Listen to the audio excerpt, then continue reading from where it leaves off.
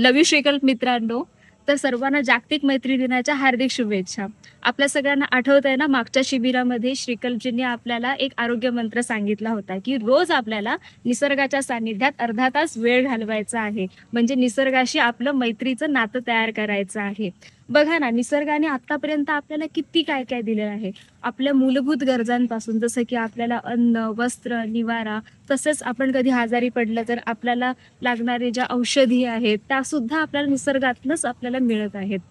तर ही जाणीव संतांना सुद्धा आधीपासून झाली होती. म्हणून जगद्गुरू तुकोबरायांनी म्हटलं होतं, की "वृक्षवल्ली आम्हा सोयरी वनचरे."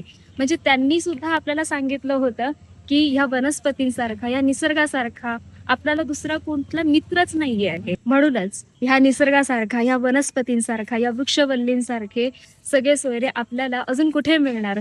तर आज ह्या मैत्रिदिनीच्या निमित्ताने आपणही एक नवा संकल्प करूया आणि आजपासनं आपण निसर्गासोबत पुन्हा एकदा मैत्रीचं नातं तयार करूया आणि आपण निसर्गाचं संवर्धन करूया. Love you श्रीकल्प.